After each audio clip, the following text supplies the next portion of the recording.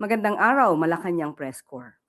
Upang patuloy na protektahan ang bawat Pilipino laban sa pagtaas ng presyo ng petrolyo, kahapon ay inanunsyo ni Pangulong Ferdinand R. Marcos Jr. sa isang video message ang nakatakdang pagpapatupad ng Service Contracting Program ng DOTR sa April 15. Isa ito sa mga hakbang na natukoy na sa katatapos lamang ng pagpupulong ng Uplift Committee. Simple lang ang layunin ng programa. Ang dagdagan ang kita ng ating mga kababayang tsuper at tiyakin na mayroong masasakyan ang mga commuter anumang oras.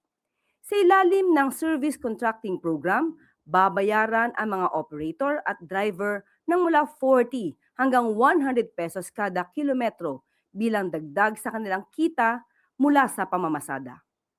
Mayroon ding 20% fare discount ang mga commuter nang sa ganon ay mabawasan ang kanilang gastos sa pamasahe. Ipapatupad ang programa tuwing off-peak hours sa mga rutang may koneksyon sa tren at mga pangunahing bus route. Ayon sa Pangulo, patuloy ang biyahe, patuloy ang hanapbuhay. Buong bansa ang sakop ng service contracting program at inaasahang sasaklaw sa humigit kumulang 50,000 PUVs at 1,000 operators. Makapagbibigay serbisyo din ito sa aabot sa 15 million commuters. Isasama sa GPS monitoring ang mga unit na sasali sa programa upang tiyakin ng aktwal at maayos ang biyahe at serbisyo nito sa publiko. Ayon kay Pangulong Marcos Jr., hindi dito natatapos ang pagkilos ng gobyerno. Magpapatupad din ng 10 pesos per liter na diskwento para sa mga public utility vehicles para mapababa ang gastos sa pamamasada. Kada unit ay may maximum allocation na 150 liters kada linggo sa loob ng 3 buwan. Magsisimula ang rollout ng fuel subsidy sa NCR at mauuna sa Commonwealth. Palalawakin din ito sa mga susunod na araw sa Quezon Avenue, Espanya, Zapote, A. Bonifacio, Rizal at Marcos Highway hanggang sa mapatupad ito sa buong bansa. Ipapatupad ang fuel subsidy sa mga lehitimong gas station na minomonitor ng Department of Energy para siguruhin na tama ang implementasyon at walang mang-aabuso dito.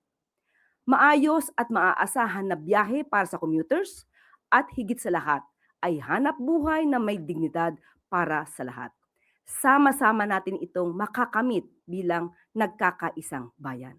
Mga kababayan, nagpulong muli ang Uplift Committee upang talakayin ang pinakahuling development na nangyari sa Middle East. Simula April 15, ipapatupad ng DOTR ang Service Contracting Program. Sa ilalim ng programang ito, mabayaran namin ang ating mga operator at driver ng mula 40 pesos hanggang 100 piso kada kilometro. Para naman sa mga commuter, may kasamang hindi bababa sa 20% na diskwento sa pamasahe. Ang mga ruta ay nakatuon sa mga lugar na may koneksyon sa tren at pangunahing mga bus route. Sasaklaw sa humigit kumulang 50,000 na PUV, 1,000 operator at aabot sa 15 milyong pasahero. Magpapatupad tayo ng 10 piso kada litro na bawas para sa public utility vehicle na may maximum na 150 liters kada linggo sa loob ng 3 buwan. Ang fuel subsidy ay ipapatupad lamang sa mga lehitimong gasoline station na aprobado at minomonitor ng Department of Energy. Ang bawat desisyon na ginagawa natin ay may isang layunin lamang: maprotektahan ang Pilipino. Maraming salamat po. At maaari na po kong tumanggap ng inyong mga katanungan. Para po sa unang katanungan, Rafi Ayeng, Daily Tribune. Yusek, yung kahapon po kasi, may mga posts sa online na about na yung pag-attend ni Pangulong Ferdinand Marcos sa Bataan, produkto daw po ng AI at last year pa daw po yun. Ano pong masasabi ng palasyo? Alam naman ng mainstream media ang katotohanan. So tayo, yung mga matitino na taga mainstream media, yung mga matitino na nasa social media, kayo na po ang magpatunay kung ang nakikita nila na ginagampanan na event o pinupuntahan ng Pangulo na event ay AI lamang o totoo. So kayo po ang maaaring makatulong din sa amin dahil on our part, on the part of the government, ginagampanan lamang po ng Pangulo ang kanyang obligasyon para sa taong bayan at para sa bayang ito. Kung mayroong mga naninira, alam naman natin kung saang parte ito nanggagaling. At suportahan natin mismo ang gobyerno at labanan natin ang fake news. And dun po sa naging reaction naman ni VP Sara kahapon sa President's health condition at sinabi niya ay isang answer lang. Good luck. Ano po naman ang masasabi? Isang sagot, pero makikita nyo sa body language kung ano ang ibig sabihin. Nung tinanong ito, na masasabi nating irresponsible, isang irresponsableng tanong dahil walang pinanghuhugutan, walang batayan. Itinanong sa kanya, ano masasabi patungkol sa di umanong lumalalang kalusugan ng Pangulo. Doon pa lang sa word na lumalalang kalusugan, alam natin na walang basihan. Pero itinanong pa rin sa kanya. Kaya ang nakuha rin natin sa Vice Presidente ay isang irresponsableng sagot.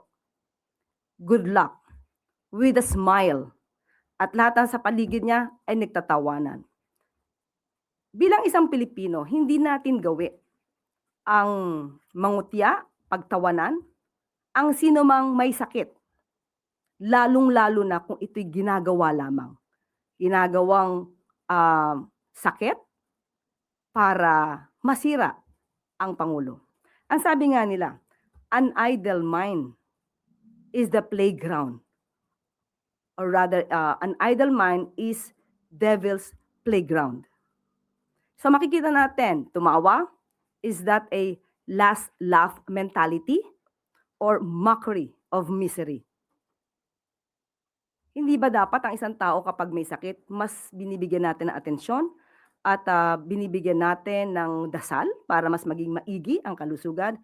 Hindi mo tatawanan at parang ikaw pa ay sarcastic sa iyong mga kasagutan. Salamat po. Sunod po ng tanong, Tristan Nadalon, Newswas Plus.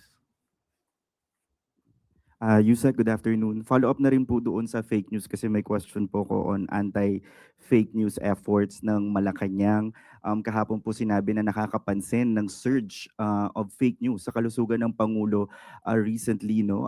Gaano po kadesidido ang palasyo na may masampulan at maaksyonan ng legal action sa mga nagpapakalat po ng mga ganitong impormasyon? Kayo po ba nag-iisip minsan kung bakit nga ba dumadami ang fake news ngayon? Meron bang pagkakataon? Sinasadya ba? At alam naman natin kung ano yung mga fake news na naglalabasan. Ito'y halos lahat laban sa Pangulo at sa administrasyon na ito. Patungkol sa kalusugan, wala daw ginagawa ang gobyerno, lalong-lalo na patungkol sa krisis sa Middle East. Yan ay lahat ay kasinungalingan. Kitang-kita po natin kung paano gumalaw ang Pangulo at kung paano magtrabaho ang gobyernong ito. Meron pong ginagawa, nakita niyo po, sinimula na po ni Secretary Dave Gomez ang pagbibigay ng impormasyon sa DOJ para mas malawak ang imbestigahan ang mga taong nasa likod ng fake news na ito. At inaanyayahan na rin po namin, gagawa po ang PCO ng isang website o isang platform kung saan niyo po isusumbong lahat ng fake news na nagkakalat at yan po ay hindi namin tutulugan at lahat po yan ay dapat nasampahan ng kaso. Inuulit po natin, fake news. Yusek, on another topic, some groups are raising the alarm over the implementation of the DILG's Safer Cities policy. You have Kabataan Party List saying this is anti-poor and elitist, saying the government should focus on addressing poverty than ordinance enforcement. Yung sa 10 p.m. curfew minors, sabi naman po ng grupong Samahan ng Progresibong Kabataan, this may conflict with the Juvenile Justice and Welfare Act na wala raw po dapat penalty ni-impose sa mga bata. And yung previous Supreme Court ruling na ini-struck down yung mga ganito pong curfew. Given this legal limits, is Malacanang still supportive of this national policy? Unang-una po, ito naman matagal na mga ordinansa. Pinapatupad lamang po ng DILG.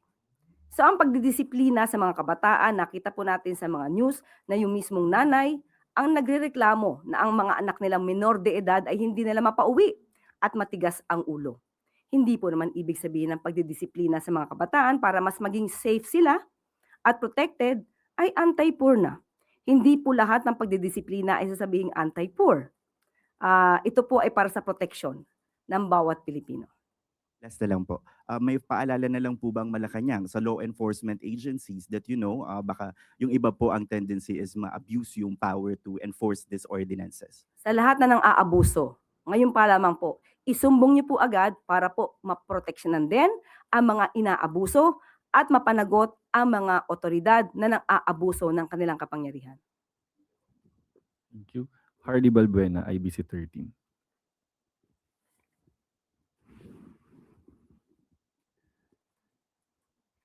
Isuyo po ng mic.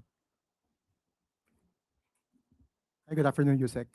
Ma'am, since present din po si DA Secretary Francisco Chu Laurel Jr. doon sa second uplift meeting, may update na po kaya doon sa EO that will impose the 50 pesos price cap on per kilo of imported well-milled rice? Yes, sa ngayon po ay naipasa na nga po itong rekomendasyon at nakikipag-coordinate po ang Pangulo at ang administrasyon sa DA at sa DTI para po maipatupad ng tama ang masasabing price cap sa nasabing bigas.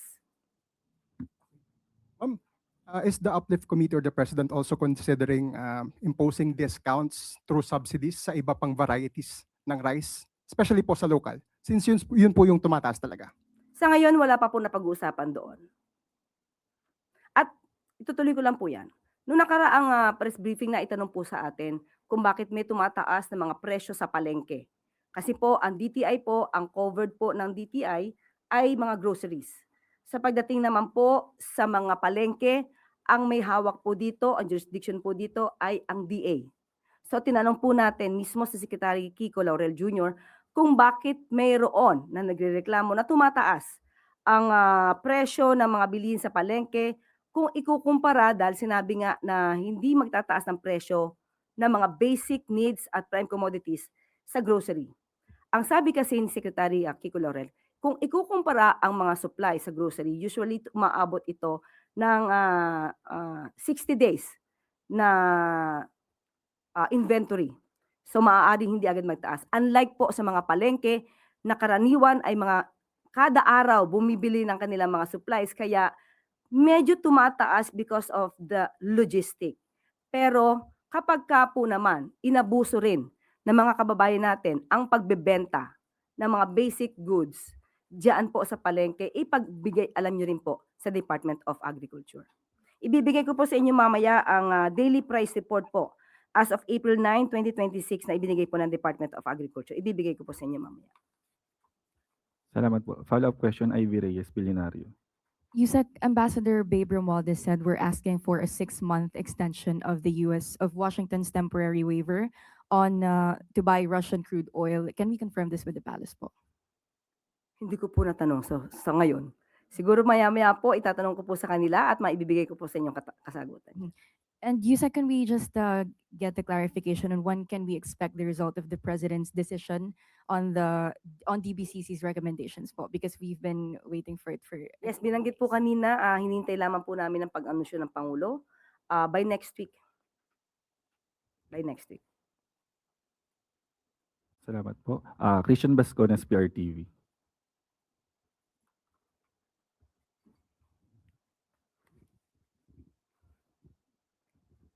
Yusek, aside from saying na nothing is off the table, humingi po ng assurance ang taong bayan, no? Particularly yung mga middle class, sa anong tulong ng pamahalaan ang pwedeng maibigay sa kanila. Like itong panukalang ahon bill ni Manila Congressman Rolando Valeriano bilang alternatibo daw po sa Bayanihan 3. This aims to give assistance to middle class 3,000 piso every month sa loob ng 18 months. Ano po yung reaksyon ng palasyo dito? Ano po yung bandang huli? 3,000 piso ang ibibigay sa middle class, lalong-lalo na po yung mga earning 25,000 pesos a month sa kanilang wage for within 18 months. Ano pong reaksyon ng palasyo dito? Unang-unang hindi pa po natin natatanggap na ang version na sinasabi na ahon bill. Maganda po yan, pero nangangailangan po rin yan ng supplemental budget. So, tignan po natin. Hindi po ito po ito pangit na bill. Maganda po siya. Pero siyempre kinakailangan pong pag-aralan po 'yan kung saan din kukunin yung budget kasi bago po ito. Hindi po siya kasama sa 2026 GAA. So mas maganda po na mapag-aralan at kung ano man ang kahihinatnan po niyan at makakabuti po to sa taong bayan, especially sa middle class, ah, hindi po naman yan tututulan ng Pangulo. For as of now, kailangan makita po yung pinaka-version po ng Okay. Pangulo. Aside from yung sa mga fair discount po sa ating mga middle class, yung nakaka-consume po talaga nito, possible din po ba yung cash aid sa mga middle class? Lalo-lalo na po yung mga minimum wage earners. Ngayon po pag-aaralan po yan. Dahil sabi nga po natin, kailangan po ng kaakibat na budget po dyan. So kung meron po tayong batas at meron nakalagay na pong budget po dito, mas maganda po na maipatupad kung meron na po. Thank you, Yusek. Salamat po. Clay Pardilla, PTB4. USEC drivers suffer daily with high prices of fuel and very low income. How does Malacanang view Senator Bato de la Rosa's absences during the 20th Congress na umabot po ng 31 days, yet he continued to receive pay, which is taxpayers' money? Hindi po siguro tayo ang dapat sumagot niyan. Ang dapat pong sumagot niyan ay si Senator Ronald Bato de la Rosa. Kung ano po ang nararamdaman niya, dahil karamihan po sa atin, halos lahat tayo ay nagtitipid. Sa kanya po niyo siguro itanong yan kung inyo po siya mahahanap. Salamat po.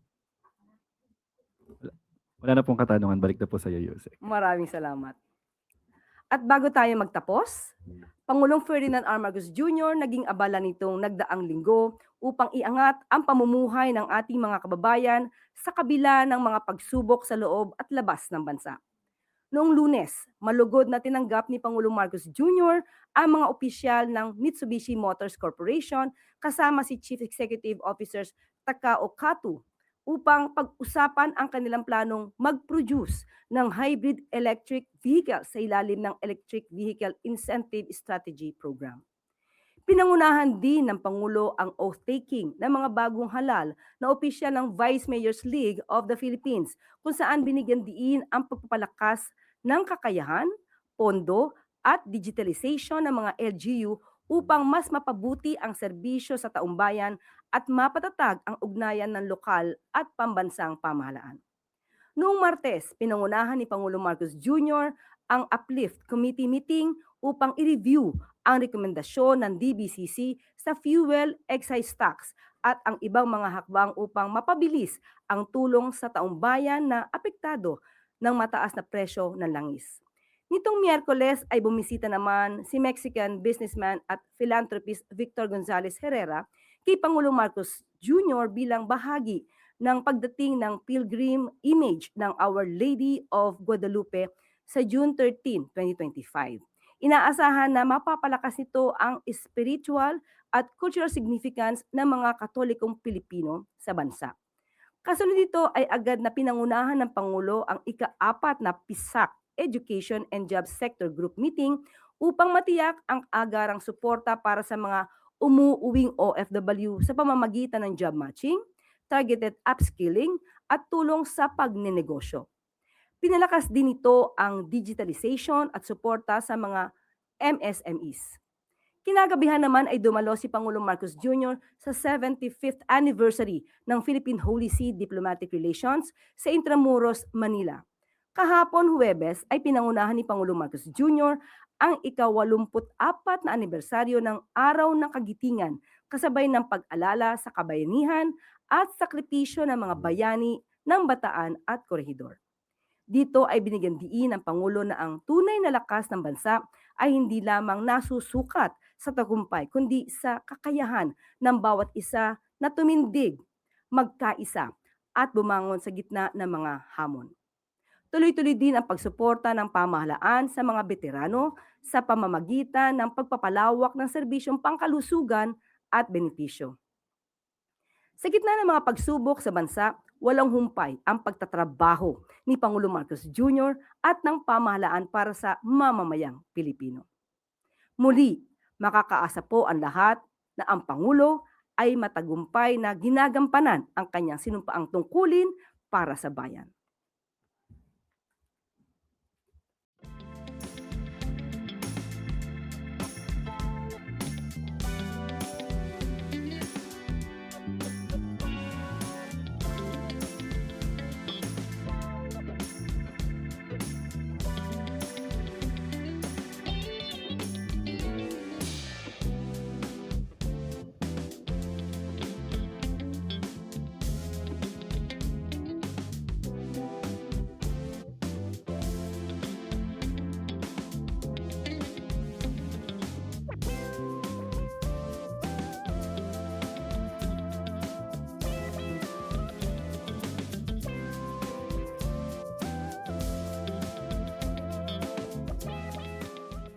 Akin lamang po itatama ang date para sa Our Lady of Guadalupe.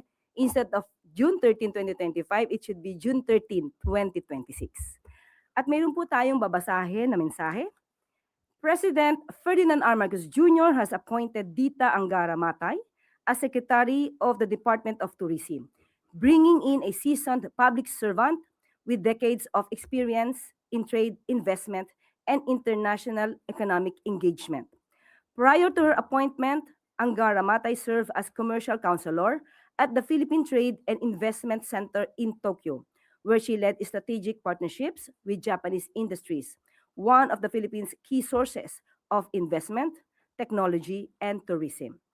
Her appointment reflects the administration's push to position tourism not only as a cultural showcase, but as a strong driver of jobs, businesses, and regional development. Throughout her career, Angara Matay has led programs that link global partnerships to concrete outcomes on the ground, supporting enterprise development, strengthening industries, and expanding opportunities for Filipino businesses, especially MSMEs. With her appointment, the administration aims to further align tourism with economic growth, attracting more investments, supporting local industries, and ensuring that the gains from tourism are felt across the regions. At yan po ang mensahe. At dito na po nagtatapos ang ating press briefing. Magandang araw para sa bagong Pilipinas.